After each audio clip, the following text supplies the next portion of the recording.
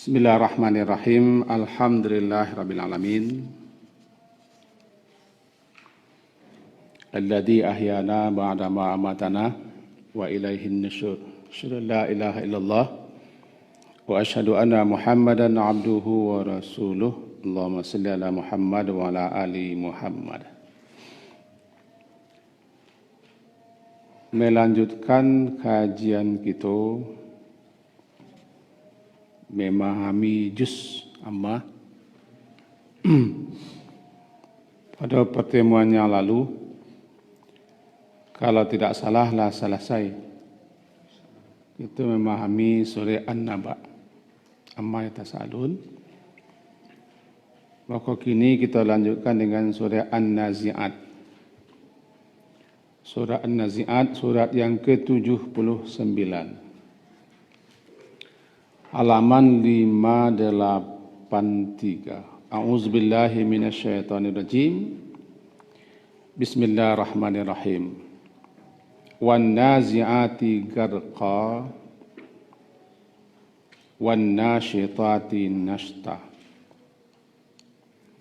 was-sabihati sabha fas-sabiqati sabqa fal-murabbirati amra yauma tarjufur rajifah tatba'uha radifah qulubun yauma idzin wajifah absaruha khashi'ah. Sampai situ dulu. Surah ko menurut para ulama tafsir termasuk ke dalam kelompok surah Makkiyah. Itu surat-surat yang diturunkan kepada Nabi sallallahu alaihi wasallam sebelum beliau hijrah ke Madinah. Namanya Makkiyah. Sementara surat-surat atau ayat-ayat yang Allah turunkan kepada Nabi sallallahu alaihi wasallam setelah beliau hijrah dinamakan dengan Madaniyah. Madaniyah. Umumnya atau sebagian besar lah surat-surat Makkiyah bicara tentang pokok-pokok persoalan akidah, tentang keimanan, tentang pengutusan Rasul, dan tentang kehidupan setelah kematian. Itu umumnya begitu. Karena itu dasar pondasi yang harus dikokoh, dikuatkan. Nabi sallallahu alaihi wasallam beliau berada di Makkah sebelum hijrah ke Madinah. Secara khusus perintah untuk beribadah kan belum. Perintah salat saja turun ketika lah hampir hijrah. Perintah puasa di Madinah, zakat di Madinah, haji di Madinah, peraturan-peraturan hukum-hukum masalah-masalah di Madinah. Di Makkah memperkokoh, memperkuat, memperteguh akidah, keimanan. Sebab itu pondasi. Termasuk adalah setentangan persoalan kematian dan kehidupan setelah mati. Nah, surah itu bicara awal mulanya di antara sekian pendapat dan pemahaman ulama bicara setentangan proses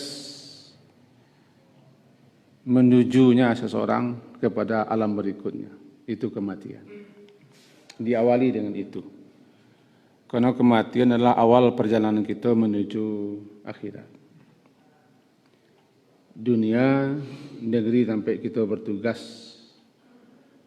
sampai kita beramal,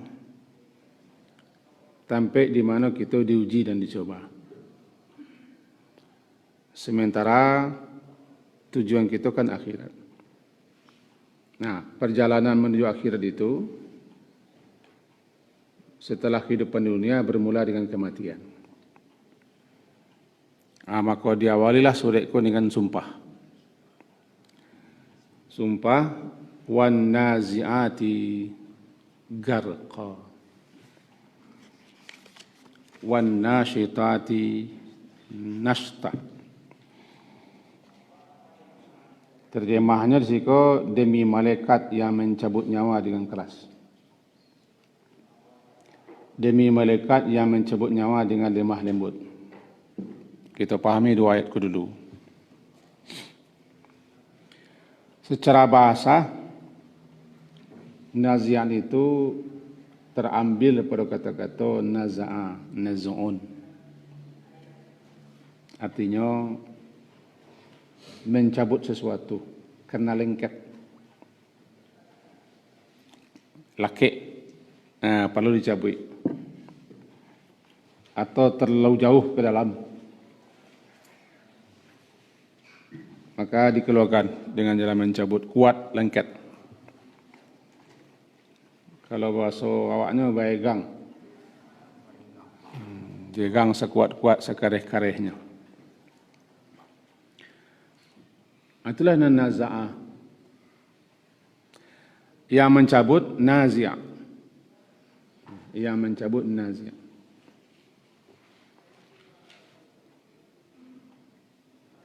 Proses pencabutan naza'. Nah, maka digambarkan di situ dengan nazi'at. Para malaikat-malaikat yang ditugaskan dan diperintahkan untuk mengeluarkan nyawa orang kafir. Ya, para malaikat-malaikat yang ditugaskan untuk mencabut nyawa orang kafir. Walaupun nanti ulama ada yang memahami an-naziat ko makna lain, tapi kita ambil ikut dulu. Ini demi malaikat-malaikat yang mencabut nyawa garqa. Garqa. Garqa itu bisa kita masuk ke dalam. Atau menarik sesuatu. Megang sesuatu. Karena saking dalamnya. Ke bawah. Maka perlu di karuak, sabih karuak sampai ke bawah, dek jauh ke bawah. Kenapa segi bahasa itu kita tampilkan dulu nak paham? Bahwa di saat-saat kematian menjelang datang, kondisi orang kan dua. Yang pertama, orang itu mukmin. Sebelumnya mereka telah bersiap-siap, telah berbekal dan berbenah untuk menghadapi kematian. Dikatakan secerdik-cerdik manusia, sepintar-pintar manusia adalah yang banyak mengingat mati, sehingga bersiap untuk itu. Akias. Manusia paling cerdas adalah yang banyak mengingat mati dan mempersiapkan diri untuk mati. Ya, karena orang mukmin dia sudah mempersiapkan diri untuk mati, berbekal untuk mati, berbenah untuk mati, maka situasinya berbedalah dengan orang kafir, di mana mereka lalai, lengah dan abai, bahkan terkesan tidak peduli, lebih-lebih kepada kehidupan setelah mati akhirat. Tentu mereka tidak berbekal dan tidak bersiap, tidak berbenah dan tidak berkemas. Dua kondisi kurang. Dua kondisi.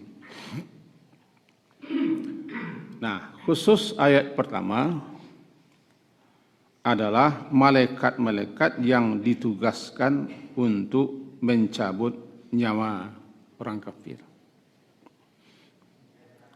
Kan banyak kok naziat, ialah malakul maut dengan pembantu-pembantunya.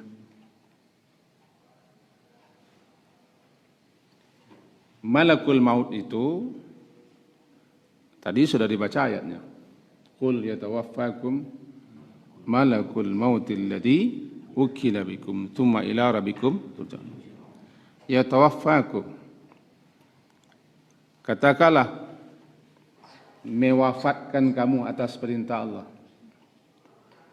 yang telah diserahkan kepada malakul maut untuk mewafatkanmu, ditugaskan untuk itu. Jadi yang mencabut nyawa, yang mengeluarkan nyawa bernama malakul maut, bukan malaikat maut, tapi malakul maut. Beda malakul maut dengan malaikat maut. Kalau malak cie, kalau malaikat banyak. Ada wak cie atau sambuah, malaikat saja namanya. Itu bahasa awak. Satu malak. Kalau dua malakan, malakani, malakaini. Kalau tiga kata malaika. Banyak tu. Malaika. Cuma dawak populer malaikat. Pakai situ. Pakai situ. Malakul maut sering juga dinamai dengan Israel. Cuman penamaan dengan Israel itu tidak diketemui dalam Quran. Juga kata pakar-pakar ahli hadis yang telah meneliti memeriksa hadis pun tidak diketemui dalam hadis-hadis Nabi namanya Israel. Cuma ketemu dalam kitab-kitab. Dalam kitab-kitab ketemulah bahwa namanya Israel. Israel. Ada yang populer doa Israel. Bila Israel datang memanggil, datang memanggil. Populer. Israel datang hampiri atau datang memanggil. Itu segi penamaan. Dan malakul maut itu dibantu oleh para pembantu-pembantunya malaikat-malaikat. Ada juga yang mengatakan sebetulnya malakul maut itu nama. Nama siapa saja malaikat yang ditugaskan untuk mencabut nyawa. Itu penepek tu. Sebagai nama siapa saja yang berkhutbah namanya khatib. Khatib. Siapa saja yang menyampaikan kaji mubaligh. Siapa saja yang berdakwah dai. Jadi siapa saja malaikat yang diperintah ditugaskan untuk mencabut nyawa malakul maut. Ini mana batua? Wallahu a'lam. Nama saya ulama-ulama sesuai dengan kapasitas dan ilmu beliau masing-masing berbeda segi memahaminya. Jadi kalau begitu, yang penting malakul maut adalah malaikat yang telah diserahkan kepadanya, diserahkan untuk mencabut atas izin Allah. Karena tidak seorang pun yang mati kecuali atas izin Allah. Walaupun itu nyawa seekor nyamuk sekalipun. Malakul maut tidak berkuasa untuk mengambilnya, mencabutnya kecuali atas izin Allah. Itu dulu cik. Garis bawah cik itu.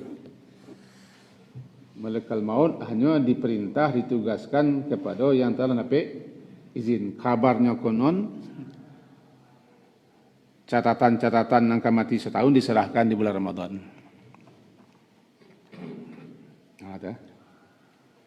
Ada juga yang mengatakan di bulan Sya'ban. Awakku tah masuk ke dalam catatan nan diagian ke patangko, entah tidak baca lihat dulu. Kalau tidak mengaji, wak lagi bisa. Kemungkinan masuk catatan, Pak. Diserahkan. Salah satunya itu dalam penafsiran surah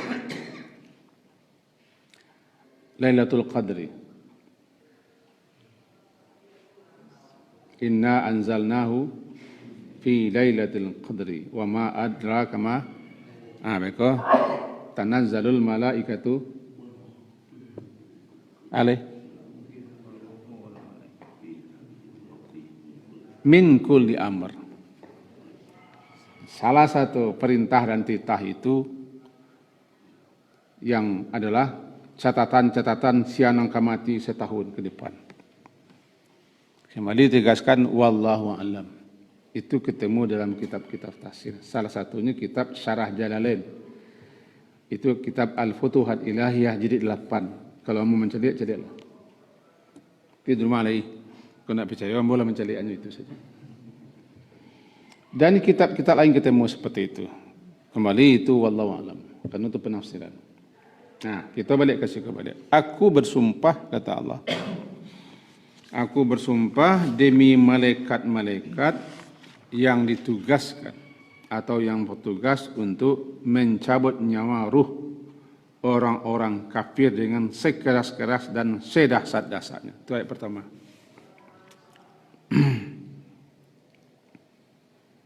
Ai uqsimu bil malaikati allati tanzi'u arwahal kuffar naz'an baligan aqsal ghayah fi syiddah wal 'asr. Yaitu aku bersumpah, kata Allah. Bersumpah dengan para malaikat-malaikat yang mencabut ruh-ruh orang kafir dengan pencabutan yang sangat dahsyat. Sekeras-keras dan sekuat-kuat, begitu sulit. Aikol yang disebut dengan gamratul mauti. Gamratul mauti atau fi gamaratil mauti. Apa yang gamrah? Gain, ma, mim dan ra dan ta marfutah gamrah. Dalam surah Al-An'am ayat 93 nanti Gamaratul mauti, itu kedahsyatan luar biasa yang dialami oleh orang zalim, orang kafir ketika nyawanya dicabut. Bukan sakratul maut, gamratul maut. Saat di mana malaikat memukuli. Wal malaikatu yadribuna wujuhahum wa adbarahum. Para malaikat memukuli. Akhriju anfusakum, lepaskan nyawamu. Nah. Dek nak maunya lepaskan nyawa, dicabut. Nah, itu sih. Nyawa kau dicabut, tidak mau keluar. Langkik atau jauh ke dalam. Dia kata malaikat dalam ayat yang sama, akhriju anfusakum, lepaskan, keluarkan nyawamu, tidak mau keluar roh. Nah, kenapa roh tidak mau keluar? Sebelum seseorang meninggal, wafat, kepadanya telah diberi kabar oleh para malaikat-malaikat. Sebelum kedatangan malakul maut, terlebih dulu para malaikat-malaikat sudah berdatangan kepada si camat, si calon mati. Kondisi ko bisa nanti dilihat di akhir surah Al-Waqiah. Fa amma in kana minal muqarrabin wa amma in kana min ashabil yamin wa amma in kana minal mukadzibin ad-dhalin. Atau khusus untuk orang-orang yang istiqamah, tatanazzalu alaihimul malaikatu alla takhafu wa la tahzanu wa basyiru bil jannah. Intinya adalah malaikat-malaikat berdatangan kepada orang yang sudah sampai waktu kemati sebelum malakul maut tiba. Seakan-akan malaikat itu mempersiapkan segala sesuatunya. Malaikat-malaikat itulah tugasnya antara lain memberi kabar, memberitakan kepada si camat calon mati itu anangka dialaminya setelah mati. Kalau yang akan mati itu orang-orang kafir, orang fajir, orang fasik, orang zalim dan seterusnya, maka malaikat-malaikatnya datang dengan tampilan yang tidak enak, tidak bagus. Bisa katakan menakutkan. Mereka datang membawa segala sesuatunya daripada neraka.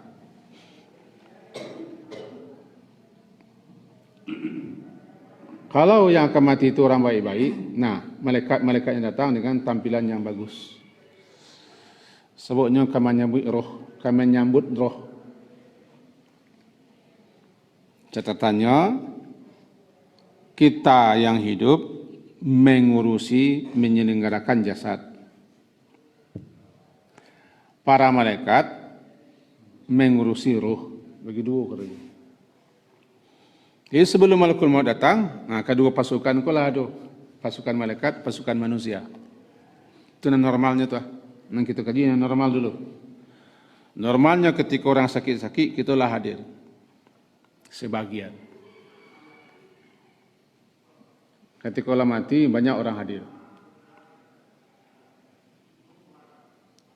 Dan malaikat maut, malaikat lah hadir sebelumnya. Digambarkan dia duduk sejauh mata memandang. Dan itu nampak bagi orang yang akan mati.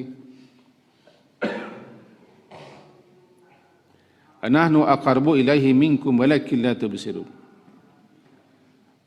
Malaikat kami lebih dekat kepada si calon mati itu daripada kamu sendiri. Walaupun kamu dekat di situ, tapi malaikat jauh lebih dekat. Walakin la tubsirun, tetapi kamu tidak melihat. Makanya duduk sejauh mata memandang ramai. Malaikat kulah yang beri kabar. Kita lebih arahkan kepada orang kafirnya dulu, orang kafir, orang fajir, orang fasik, orang zalim, orang syirik, para pembangkang, para tagut, dan segala macam. Malaikat itulah yang datang dengan tampilan yang tidak mengenakan, memberi kabar bahwa sekiranya dia orang seperti itu, dia akan mengalami ini nanti di luar.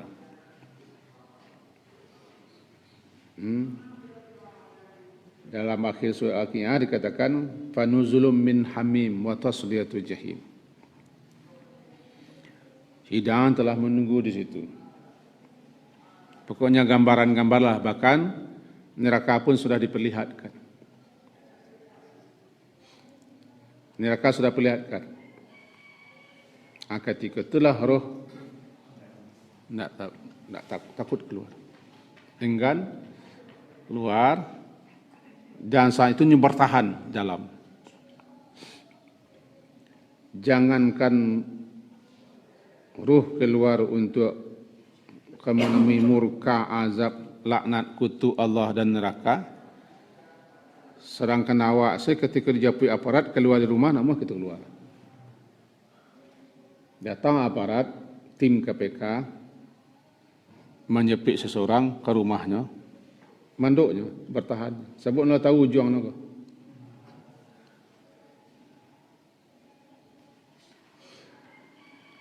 Orang semua keluar, kalau nak daruri luar, keluar orang. Tapi kalau yang di luar itu pasukan, itu tidak mau orang keluar terus. Sebab letak gambarnya, kama apainya. Itu kan ilustrasi saja, gambaran. Supaya tertangkap dikit. Kenapa roh tidak mau keluar? Yang datang tu siapa? Yang datang tu malaikat-malaikat berpenampilan tidak enak. Apalagi nyolah bagi kabar.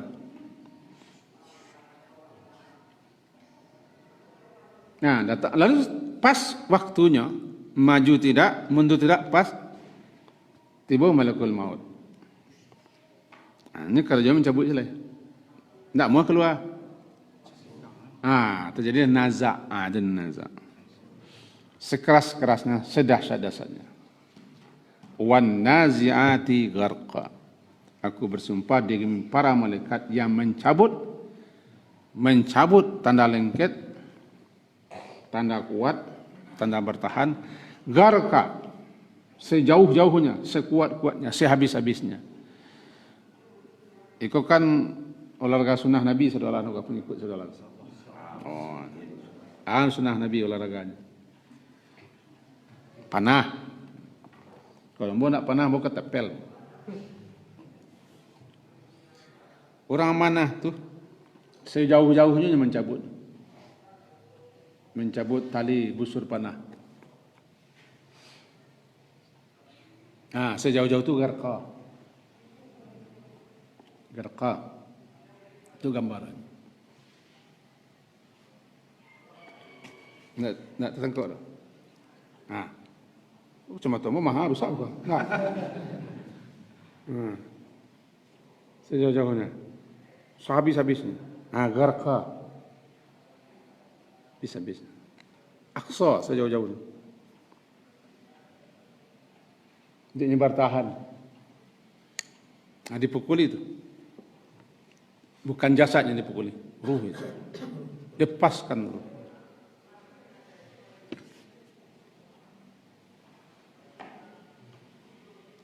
Diterjemahkan di siko dalam Quran terjemah demi malaikat yang mencabut nyawa dengan keras.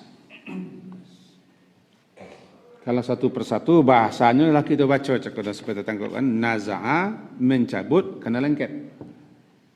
Kena lengket, kena lengket.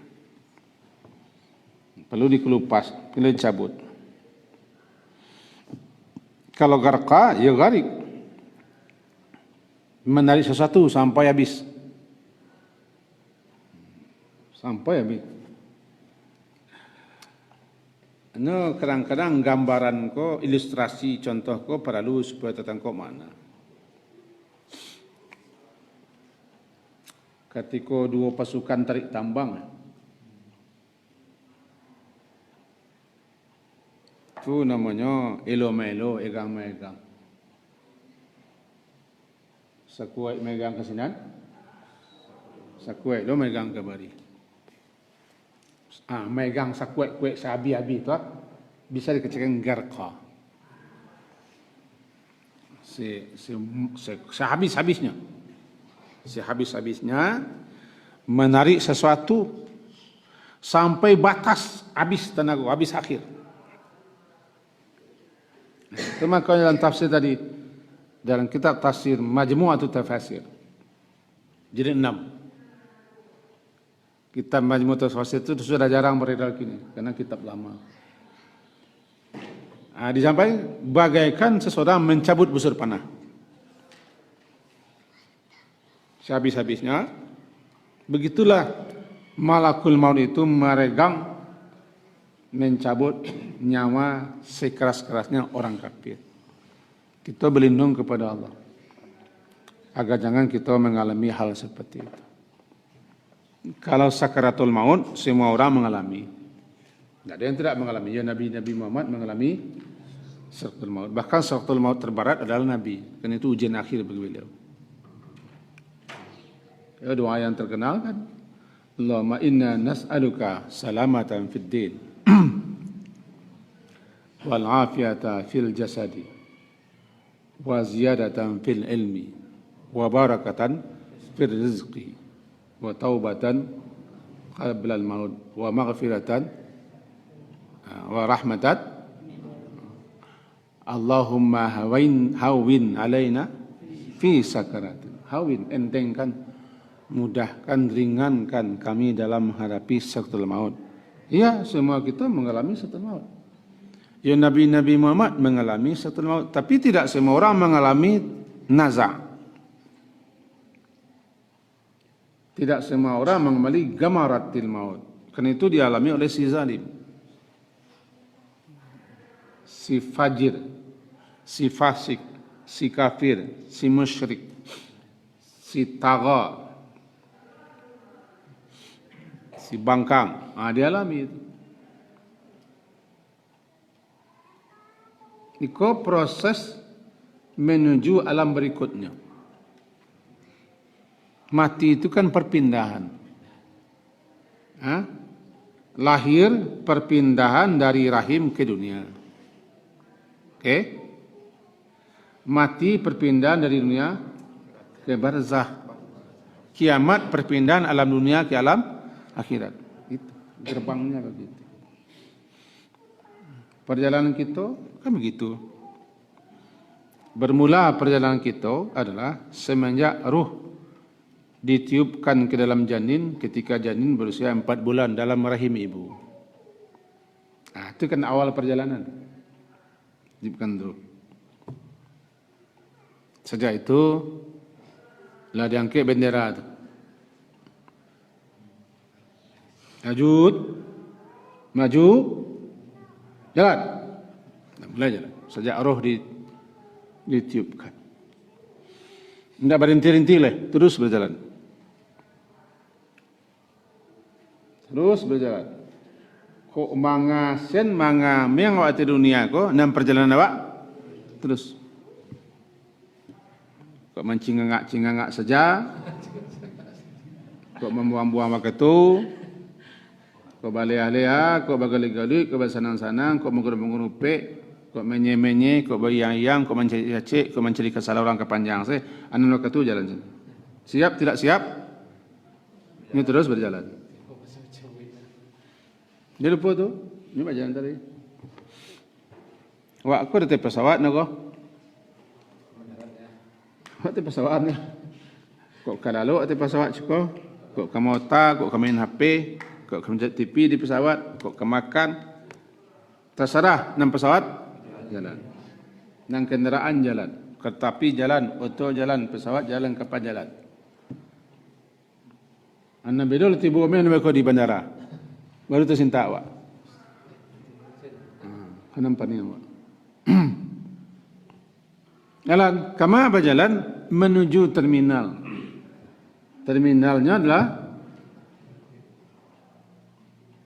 akhir kehidupan dunia. Sebab kita kepindah loleh ke alam berikutnya. Jadi mati perpindahan, proses perpindahan pengalian dari dunia ke barzakh. Lahir proses perpindahan rahim ke dunia. Dunia sampai kita bertugas menyelesaikan berbagai macam tugas-tugas. Dunia ko negeri asing bagi orang mukmin.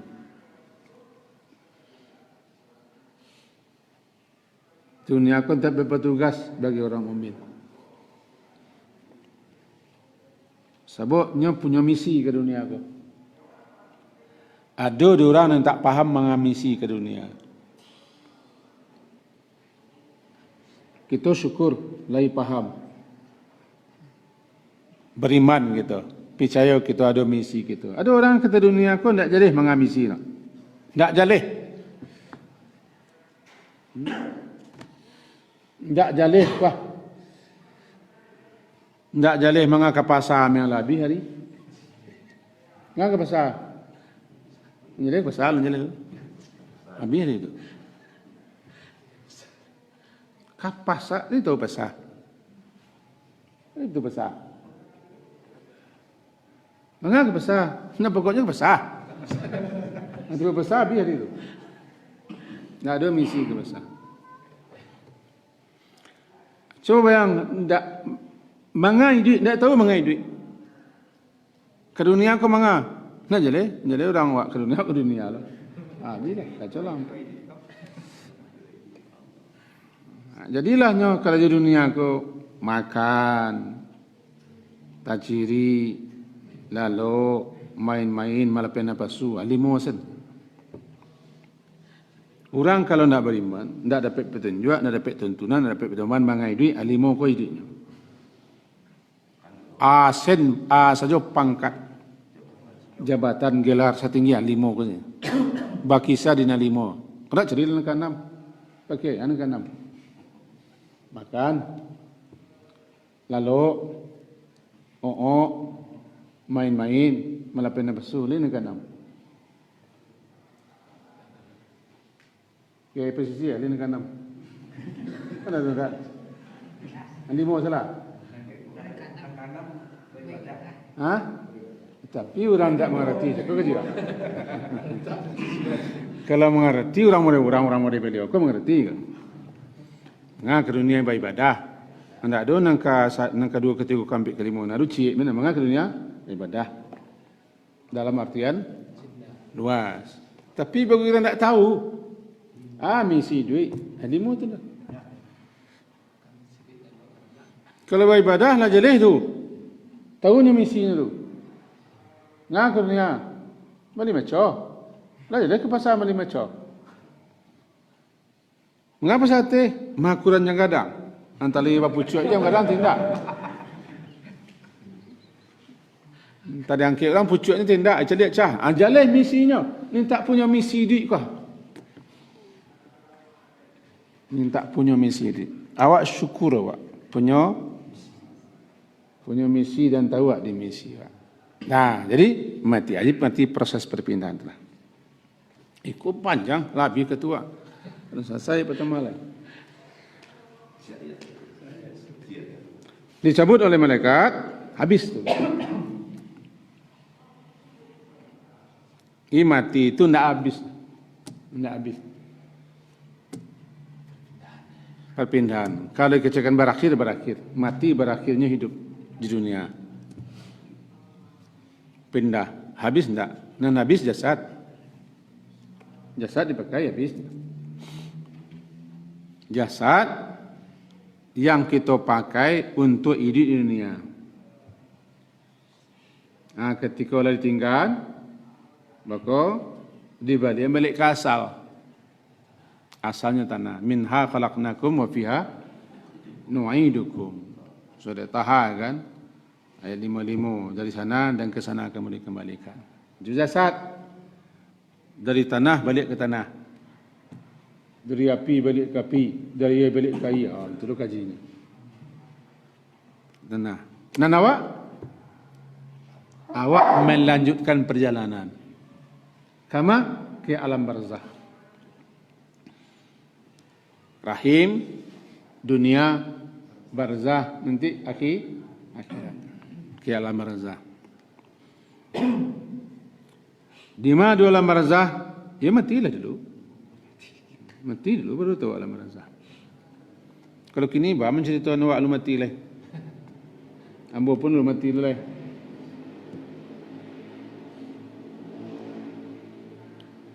Pak Kiai dulu dalam kandungan ibu, Pak Jewin dalam kandungan ibu, beliau dalam kandungan ibu, ambo dalam kandungan ibu. Komunikasi awak dalam kandungan. Awak kepai ke Abu Hurairah, di mana Abu Hurairah tu? Awak nak jalan mana tu? Kau nak jalan? Betul. Awak belum lahir.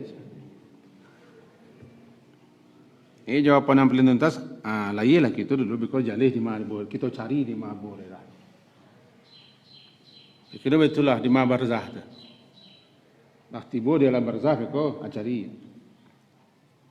Buat dia alam barzah, orang nanti mencari. Nyo ahlihi. Nyo ketemu balik dengan ahlihi. Dengan kelompok-kelompoknya. Cuma kau tiba nanti tiba dalam barzah tu sikapi gabung sikapi balik. Di mana kelompoknya gabung balik sana. Si munafiq, si fajir, si duraka gabung balik kelompok masing-masing di barzah. Itu makanya kita baca wa tawaffana ma'al abrar. Agar kita kalau mati di kelompok dengan orang abrar.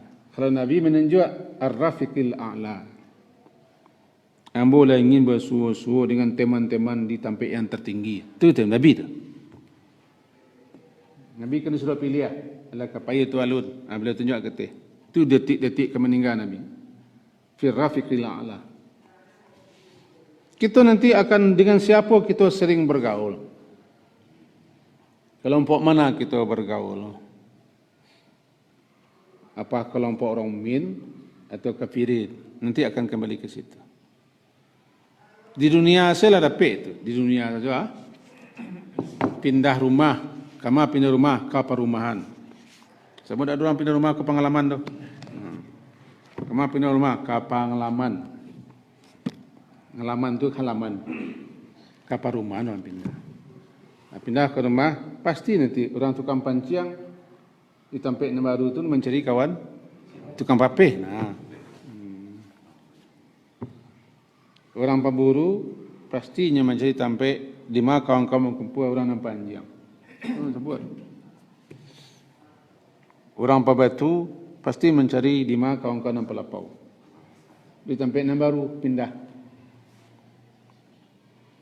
Tinggal perumahan walaupun kawan di sana dicarinya tu.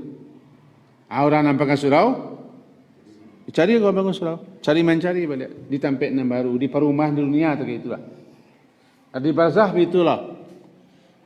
Kalau silakanlah baca-baca kitab-kitab yang menjelaskan itu, baik kitab bahasa Indonesia ataupun aslinya, ada penjelasan seperti itu, kesimpulannya begitu. Ini setelah kita mati nanti akan dikelompokkan. Setelah selesai proses administrasi apa namanya? Proses nanti kita akan dikelompokkan. Dengan siap gitu. Sering-sering bersul. Mudah-mudahan bertemulah yo Pak Imam kita. Tapi sini tak ada imam lah dah. Tak laku imam lah. Ada sembahyang berzal dah. Syukran ya Rabbi, syukran. Hadaita qalbi, syukran.